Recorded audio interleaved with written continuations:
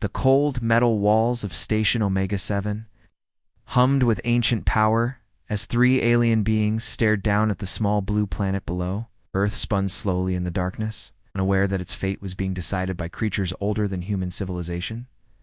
Commander Jin-Woo Kim hung motionless in a beam of purple light, his torn uniform showing the scars of his capture.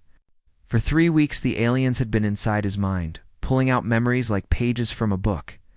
They saw everything: wars, bombs, the destruction humans brought wherever they went. "Look at this species," said Vethprim, its crystal body, flashing different colors as it spoke. The alien looked like a walking diamond, but its voice was cold as space. "They kill their own kind. They poison their own world. They are a disease that will spread across the galaxy." Luminine floated nearby, its body made of pure energy that twisted and danced like captured lightning. "I have seen inside the humans' memories. They create weapons that can destroy entire cities. They fight wars that last for years. They are born killers." The third alien, Nexus Alpha, was different from the others. It looked like a machine, but it was alive, a collective of millions of small robots working as one mind. When it spoke, thousands of voices whispered together. "My calculations are clear. If humans reach the stars, they will destroy everything.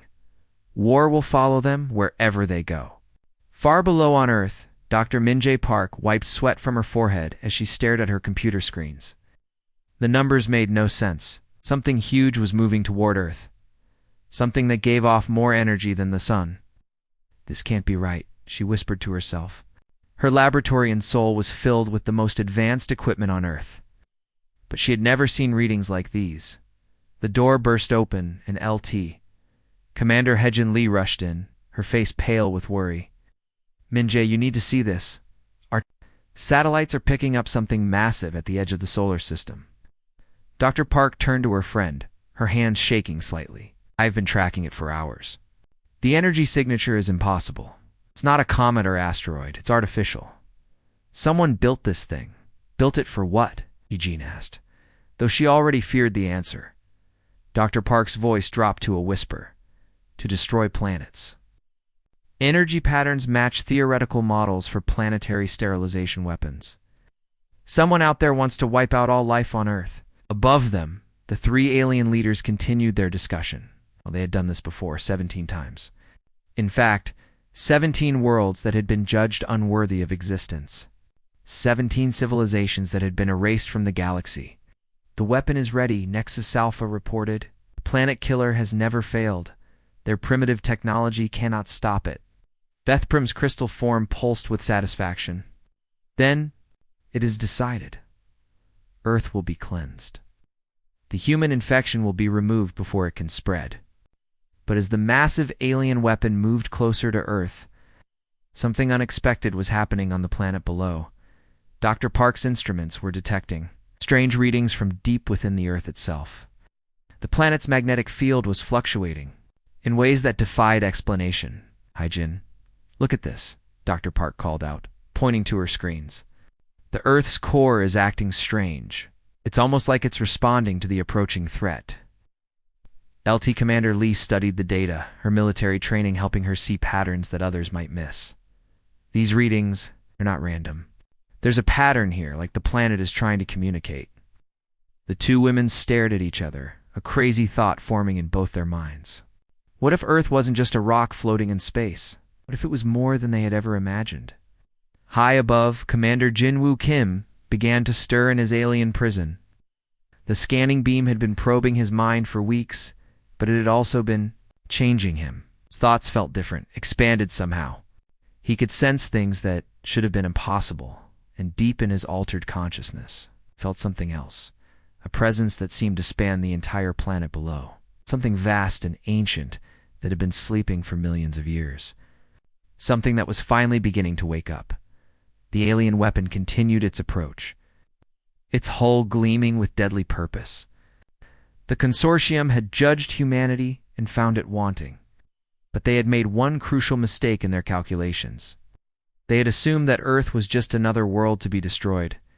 They had never considered that the planet itself might have something to say about that decision. As the weapon drew closer, Earth began to respond in ways that would shock the ancient aliens and change the course of galactic history forever. The real battle was about to begin.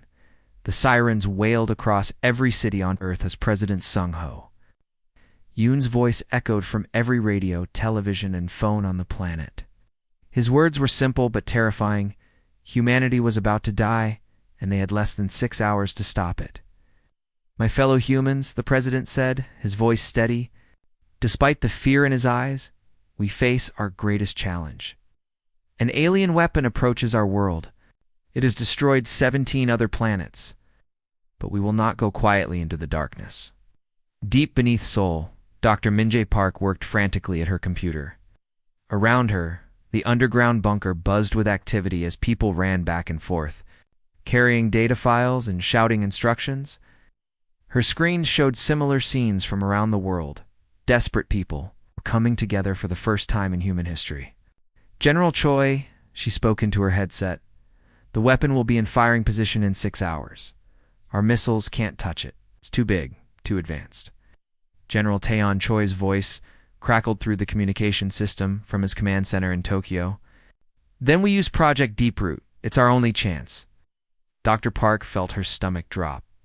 Project Deeproot was insane. A wild theory about using Earth's own magnetic field as a weapon. No one knew if it would work. No one knew if it would kill everyone on Earth instead of saving them. "Sir, we've never tested it," she said, her fingers shaking as she typed. "The power levels could fry every electronic device on the planet. It could stop people's hearts. It could tear the atmosphere apart." "Dr. Park," the general's voice was quiet but firm, "we're all dead if we do nothing. At least this way we die fighting. Across the planet, the greatest minds in human history work together as one team." In Tokyo, Dr. Ji-hoon Nam ran calculations on massive computers, trying to figure out the exact frequency needed to tap into Earth's magnetic field. His equations covered every wall of his laboratory. "The resonance frequency has to be perfect," he muttered to himself, wiping sweat from his forehead. "1 decimal point wrong and we could tear the planet apart instead of saving it." In New York, Captain Soo-Yang Kim climbed through the tight spaces inside an orbital satellite, rewiring circuits with shaking hands. Around the world, hundreds of satellites were being modified to act as focusing points for Earth's magnetic energy. "This is insane," she whispered to herself as she connected the final wire. "We're trying to turn the entire planet into a weapon." Back in Seoul, Commander Hae-jin Lee monitored communications from every major city on Earth. Her screens showed the impossible. Nations that had been enemies for decades were now sharing their most secret technologies. Scientists who had competed for prizes were now working together to save their species. "Min-jae," she called out, "we're getting reports from everywhere. The Russians are sharing their magnetic field research. The Americans are opening their secret laboratories. Even North Korea is cooperating." Dr. Park looked up from her computer, amazed. "It took the end of the world to make us work together." As the alien weapon drew closer, something strange began to happen. Deep underground, in places where humans had never been, ancient rocks started to vibrate. The Earth's magnetic field, usually invisible and silent, began to pulse like a heartbeat. "Look at this," Dr. Park said, pointing to her instruments. "The magnetic field is changing on its own. It's like the planet knows what we're trying to do." In laboratories around the world, scientists noticed the same thing. The Earth itself seemed to be preparing for the coming battle. Seismic stations recorded vibrations deep in the planet's core.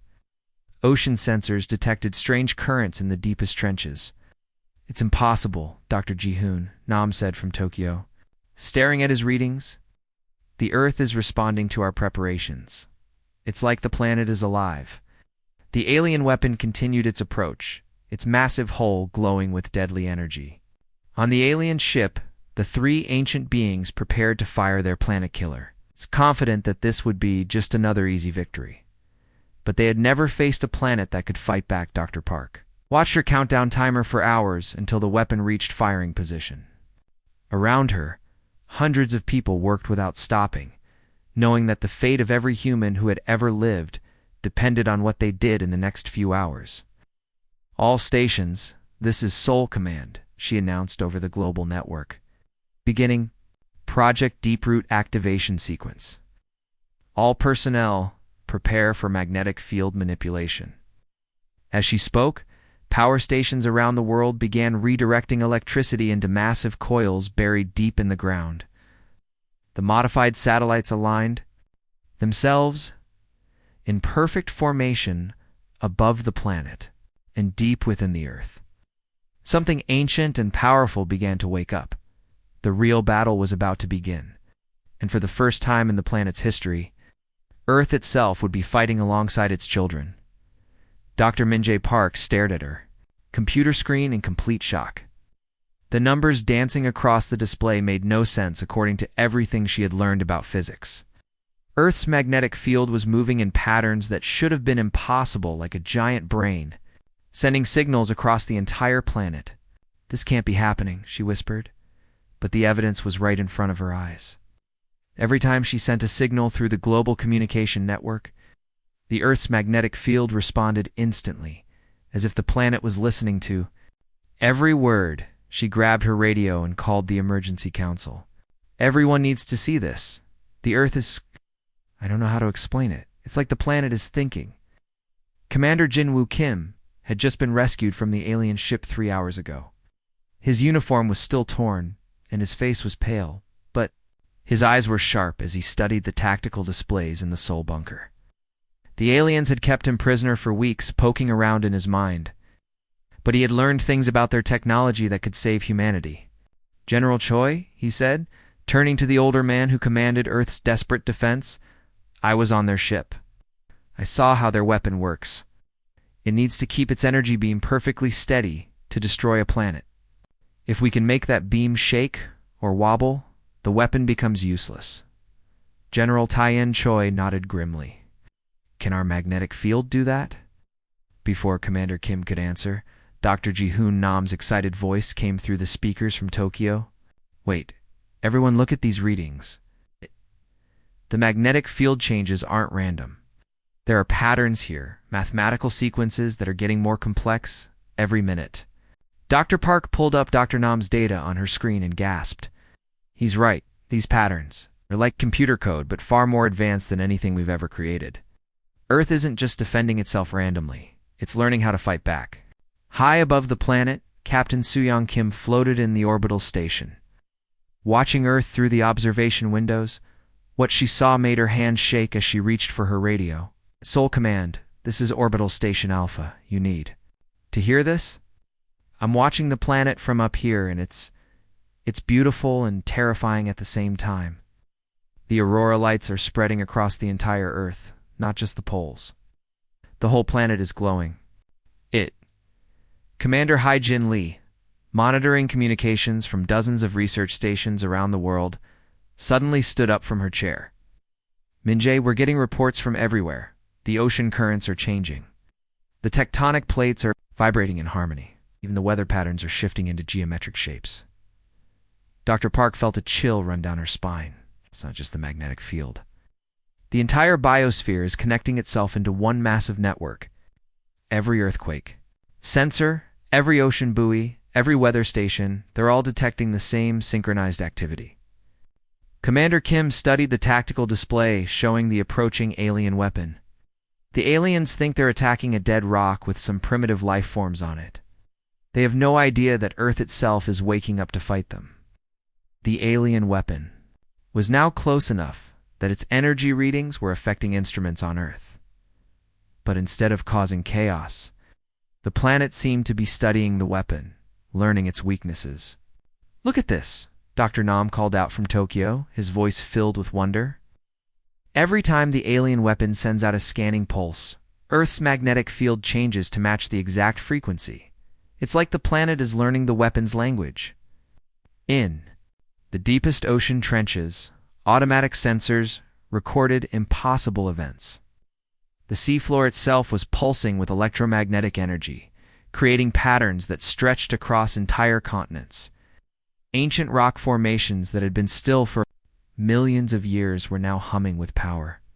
The whole planet is becoming one giant organism, Dr. Park realized, her voice barely above a whisper. "Every living thing, every rock, every drop of water, they're all connected now." Captain Kim from the orbital station reported again, her voice filled with awe. "The aurora is getting brighter. I can see energy patterns moving across the continents like neural pathways in a massive brain. Earth has become conscious." General Choi looked around at his team of scientists and military officers. For the first time since the crisis began, he allowed himself to feel a small spark of hope. "So, we're not just fighting with human weapons anymore. We have the entire planet on our side." Commander Kim nodded, his eyes still fixed on the alien weapons approach. The aliens made one crucial mistake. They assumed Earth was just another lifeless rock to be destroyed. They never considered that a planet could fight back. As the alien weapon prepared to fire its first shot, Earth's awakened consciousness spread through every continent, every ocean, every layer of atmosphere. The planet that had nurtured humanity for millions of years was now ready to defend its children with power beyond anything the ancient aliens had ever encountered. The sleeping giant had awakened, and it was very, very angry. Dr. Min-jae Park rubbed her eyes and looked at her computer screen again, certain she was seeing things wrong. The spaceship called Taegok 1 was flying through space in ways that broke every rule of physics she knew. The ship seemed to pass through solid metal barriers, like they were made of air. "Commander Kim, how are you doing that?" she asked into her radio, her voice shaking with amazement. The answer came not from Commander Jinwoo Kim, but from every speaker, every phone, every radio on Earth at the same time. The planet itself was talking to them now, its voice calm and powerful like a parent speaking to children. "We are one now," Earth said through every device. "Human minds and planetary power working together. Your ships carry our strength. Your people carry our protection. Together, we will hunt those who tried to destroy us." Inside the spaceship Taegok 1, Commander Kim felt something incredible happening. The ship was responding to his thoughts, before he even finished thinking them. When he wanted to turn left, the ship was already turning. When he thought about going faster, the engines were already speeding up. The ship's metal walls seemed alive, glowing with the same energy that now flowed through Earth's magnetic field. The materials had somehow absorbed the planet's awakening power, making the vessel capable of impossible things. "Earth Control, this is Kim," he said into his radio, though his voice somehow carried across vast distances instantly. I can see the alien ships. They're running away, trying to escape too. The outer edges of our solar system." General Taeyeon Choi coordinated the chase from his underground bunker, watching as more ships launched from secret bases around the world. Each ship was piloted by someone he knew, brave people who had volunteered to take Earth's fight to the stars. Dr. Ji-Hoo Nem is launching in Seoul's Fury from the hidden base in Antarctica, the general reported. Captain Soo-young Kim is taking off in Rising Sun from the underwater facility near Hawaii. LT Commander Hajin Lee is piloting Mountain's Edge from the secret launch site in the Himalayas. The alien ships that had seemed so powerful just hours ago were now running in fear. The three ancient races had never faced anything like Earth's new hybrid vessels. Ships that could appear and disappear like ghosts, weapons that seemed to predict where the enemy would move before they moved their commander. Kim watched his instruments as he tracked the lead alien ship. The crystalline, being called Vithprim, was trying to hide behind Jupiter, using the giant planet's magnetic field to block Earth's sensors. But Kim's ship could do something the aliens never expected. Instead of flying around Jupiter, Taegok 1 simply phased through the planet's core. Emerging on the other side, right next to the alien vessel, "Surrender now," Kim said, his voice carried by Earth's power directly into the alien ship. Earth offers mercy to those who admit their crimes. The alien beings were terrified. For thousands of years, they had been the hunters, destroying planets and civilizations they considered dangerous. Now they were the ones being hunted by a planet that learned to fight back. Vethprim's crystalline form flickered with panic as it tried to escape. But Earth's ships were everywhere. They appeared from impossible angles, moved through solid objects, and seemed to know exactly where the aliens would try to run. "It is not possible," Vethprim transmitted in its crystal voice. Planets do not fight back. Primitive species cannot challenge the consortium. But Earth was no longer just a planet, and humanity was no longer primitive. The combination of human creativity and planetary power had created something entirely new, a hybrid consciousness that could think, learn, and adapt faster than the ancient aliens could understand. One by one, the alien ships were captured or destroyed. As each vessel fell, Earth's awakened consciousness absorbed their computer databases, learning terrible secrets about the galaxy's history. 17 civilizations, Earth's voice echoed through the minds of every human pilot. They destroyed 17 entire worlds, billions of innocent lives, all because they feared change and growth. Dr. Park watched from her command center as the data flowed in. The aliens had kept detailed records of every planet they had sterilized, every species they had driven to extinction. But the records also showed something else. Hundreds of worlds that had gone into hiding, civilizations that had survived. By staying hidden from the consortium's attention, the hunt continues, Earth announced, its voice now reaching across the galaxy through quantum frequencies the aliens had never imagined possible. But we do not hunt for revenge. We hunt for justice. We hunt to free every world that lives in fear. Commander Kim felt Earth's determination flowing through him as his ship prepared to travel beyond the solar system. The aliens had tried to end Earth, but instead, they had awakened something far more powerful than they could have imagined. The galaxy was about to learn that some endings were really just beginnings in disguise.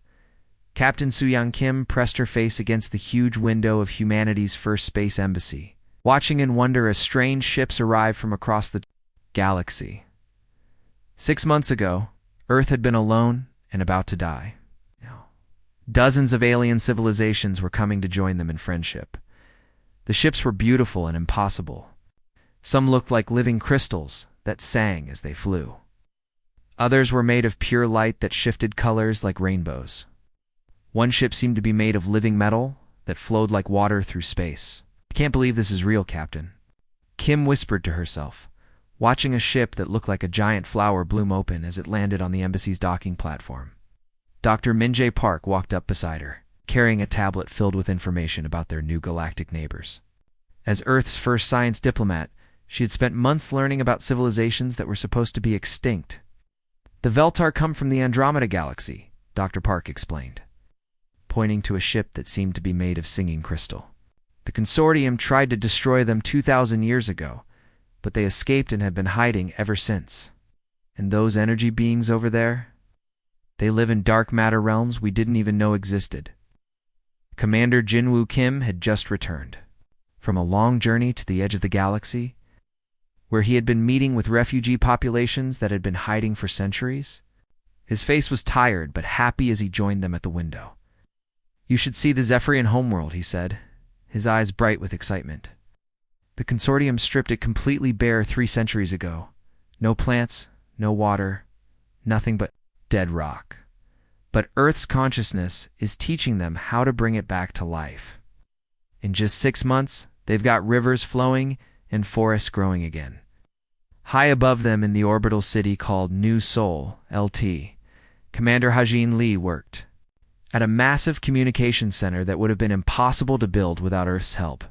The planet's awakened consciousness could translate between forms of communication that humans had never imagined. Species that talked with colors, others that communicated through magnetic fields, and some that shared thoughts through quantum entanglement. "We've got 17 different species wanting to join our Allied Worlds Coalition," she reported through the communication system. "And Earth is helping us figure out how to talk to all of them. Some of these beings don't even have voices. They communicate by changing the shape of space-time around them." General Taeyeon Choi had traded his military uniform for the clothes of a diplomat, but his job was just as important as it had been during the war. He was helping to transform the consortium's old empire from a place of fear into something completely new. The prison worlds where the consortium kept their enemies are becoming research centers now, he reported from his new office. Their weapon factories are being turned into places that make medicine and food for hungry planets. It's amazing what happens when you choose to build instead of destroy. Dr. Ji-Hoon Nam's voice came through the quantum communication array, speaking. From a research station near the galactic core, his discovery was perhaps the most amazing of all. We've learned something incredible, he said, his voice filled with wonder. Earth's awakening wasn't unique. When civilizations and their planets work together instead of just taking from them, the planets can become conscious too. We've already seen it happening on 12 other worlds where refugees have returned home. As the great ceremony began, representatives from hundreds of worlds gathered in the embassy's main hall. Beings of crystal and energy, creatures of metal, and living light, species that looked like walking trees and others that seemed to be made of living starlight. Then Earth itself began to speak. Through every communication device in the embassy, its voice was warm and welcoming, carried by representatives from every world that had joined their new alliance. For too long, the galaxy lived in fear, Earth said. Its words translated instantly into hundreds of different forms of communication. The consortium taught civilizations to be afraid of growth, afraid of change, afraid of each other. But fear is not the natural state of consciousness. Cooperation is. A being made of living crystal stepped forward, its voice like wind chimes in a gentle breeze. Earth consciousness, we the Kethmiran, offer our knowledge of crystal technology to help heal worlds damaged by the consortium. An energy being that looked like captured lightning pulsed with different colors as it spoke. We bring the secrets of energy manipulation to help power the growth of new civilizations. One by one, each species offered something to the Alliance. Knowledge, technology, art, philosophy, or simply friendship. What had started as Earth's desperate fight for survival had become the foundation for a completely new kind of galactic civilization. The consortium believed that endings meant destruction. Earth continued, its voice now echoing across the galaxy through quantum frequencies. But we have learned that every ending is also a beginning. They tried to end Earth, but Earth became the ending of their age of fear and the beginning of our age of hope. Captain Kim smiled as she watched the ceremony, knowing that humanity's children would grow up in a galaxy where different civilizations helped each other reach for the stars. Together, the hunt was over. The healing had begun.